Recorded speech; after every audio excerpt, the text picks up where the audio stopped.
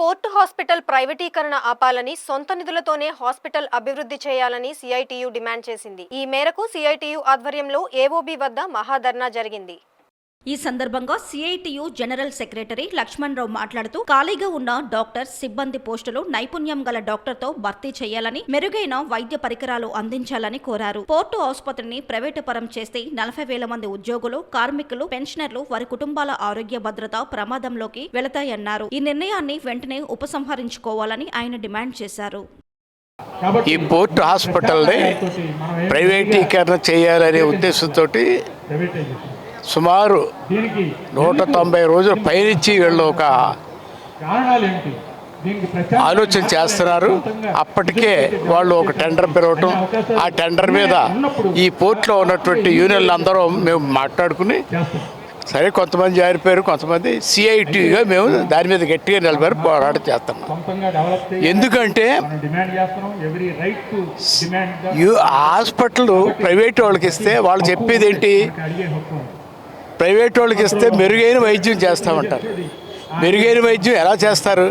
ఎందుకంటే వాళ్ళు లాభాల కోసం వస్తున్నారు కాబట్టి వాళ్ళు మెరుగైన వైద్యం చేయరు, కార్మికుల్ని, పెన్షనర్లని చంపేస్తారు. సుమారు 40,000 మందికి వైద్యం జరుగుతుంది ఇక్కడ.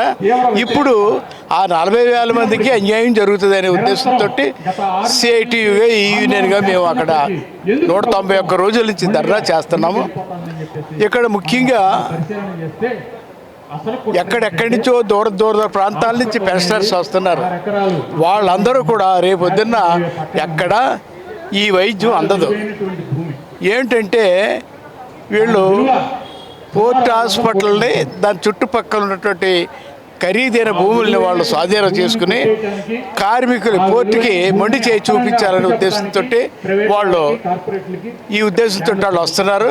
కాబట్టి అప్పటికే మేము ఉద్యమం మొదలు పెట్టేటప్పటికి ఇప్పటికీ 2 సార్లు టెండర్ వెనక్కి వెళ్ళిపోయింది, వాళ్ళు ఎవరు రాక వెనక్కి వెళ్ళిపోయింది.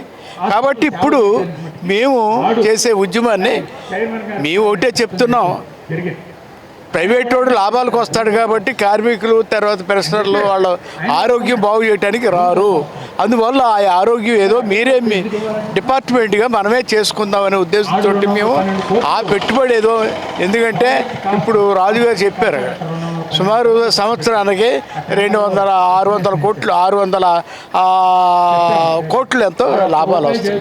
అందులో ఎంతో 50 కోట్లు తీస్తే సరైన వైద్యం అందుతుంది. అది మానేసి వాళ్ళకి కావలసిన వ్యక్తులకి ఎవరికో దీన్ని ఇద్దామనే ఉద్దేశంతో వాళ్ళు మొండి వైఖరితో వాళ్ళు ముందుకెళ్తున్నారు. కాబట్టి ఇది ఎట్టి పరిస్థితుల్లోనూ సిఐటిగా కార్మిక వర్గం ఎట్టి పరిస్థితుల్లో దీన్ని ఒప్పుకోదు. ఇప్పటికే 191 రోజులు ఉద్యమం చేశారు. ఇక ఎన్ని రోజులైనా సరే ముందుకు తీసుకెళ్తాం తప్ప దీన్ని ప్రైవేట్ వాళ్ళ చేతికి తీసుకెళ్ళము.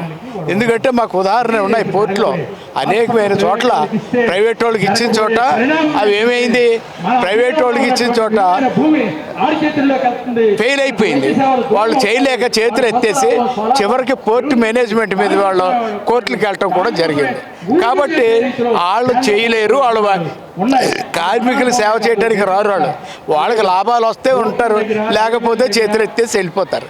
కాబట్టి ఈ పరిస్థితుల్లో ఎట్టి పరిస్థితుల్లో కూడా మేము ఎన్ని ఉద్యమాలైనా చేస్తాం, ఎంత పోరాటమైనా చేస్తాం, ఖచ్చితంగా దీన్ని హాస్పిటల్ని నిలబెట్టుకుంటామని మరోసారి